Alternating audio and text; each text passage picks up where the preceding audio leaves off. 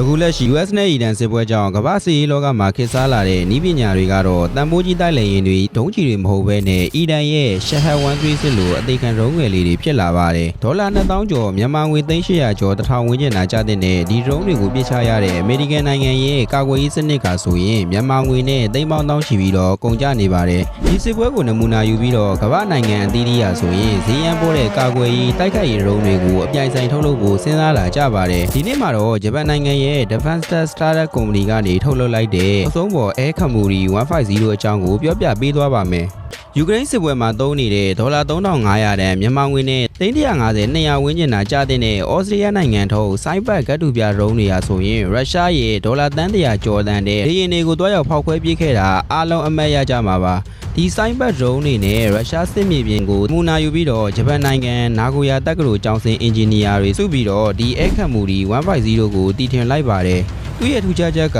ကိုယ်ရဲ့တစ်ခုလုံးကိုရေဆိုကန်ကတ်တူပြားတွေနဲ့ပြုလုပ်ထားပါတယ်။အသုံးပြုမဲ့စစ်မြေပြင်ကိုပြလိုက်သေးယူသွားနိုင်မှာဖြစ်ပြီးတော့9မိနစ်အတွင်းအလွယ်တကူတက်ဆင်အသုံးပြုနိုင်မှာပါ။သူ့ရဲ့ကိုယ်တွေကစက်ကူဖြစ်နေတဲ့အတွက်ကြောင့်လည်းရန်သူရဲ့ရေဒါစနစ်တွေကဖမ်းယူတွေ့ရှိနိုင်ဖို့ခက်ခဲစေပါတယ်။ဥပမာပါတဲ့ AI စနစ်ကလည်းသိငယ်ပြီးတန်ဖိုးနေတဲ့ဒရုန်းတွေကိုတိုက်လေယာဉ်တွေနဲ့လာတိုက်တယ်လို့ထင်ရောက်ထဲမှဖြစ်စေပြီးတော့ရန်သူရဲ့ဈေးကြီးတဲ့ကာကွယ်ရေးစနစ်တွေကိုအရင်ဖျက်ဆီးမှာပဲဖြစ်ပါတယ်။ Iran ရဲ့ Shahed 136လိုအသေးခံဒရုန်းတွေကိုဒေါ်လာတောင်းချီပြီးတော့ပေးနေရတဲ့အချိန်မှာယူကရိန်းစစ်ပွဲမှာသုံးနေတဲ့စိုင်းပတ်ဒရုန်းတွေကဒေါ်လာ3500လောက်သာကုန်ကြပါတယ်။ယခုဂျပန်နိုင်ငံထုတ် Air Kamuri 150ဟာဆိုရင်ဒေါ်လာ2000ဝန်းကျင်သာကုန်ကျတဲ့အတွက်ဈေးပေါ်ဆုံးဒရုန်းတွေအဖြစ်ကမ္ဘာကြီးကိုအံ့အားသင့်သွားစေပါတယ်။ဒီဒရုန်းတွေဟာဆိုရင်တနအီမိုင်80နှုန်းနဲ့တနအီခွဲဝန်းကျင်ကြောင်ပြန်တန်းတိုက်ခိုက်နိုင်ပါတယ်။ဒီဒရုန်းတွေကိုအသုံးပြုမဲ့စီးရေးနည်းဗျူဟာကတော့ရန်သူနယ်မြေတွေကိုအစင်းအရာနဲ့ချီပြီးတော့လွတ်လိုက်မယ်ဆိုရင်သူတို့ကိုပြစ်ချဖို့အစင်းမြင့်ကာကွယ်ရေးစနစ်တွေကိုအသုံးပြုရမှာဖြစ်တဲ့အတွက်ရန်သူဘက်ကငွေကြေးရရှုံးပေါ်မှာပဲဖြစ်ပါတယ်။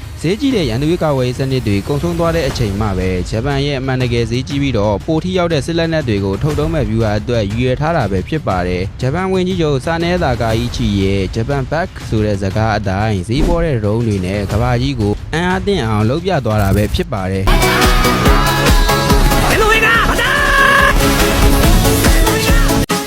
Papi Muñeño, Muñeño, Muñeño, Muñeño. ¡Alta!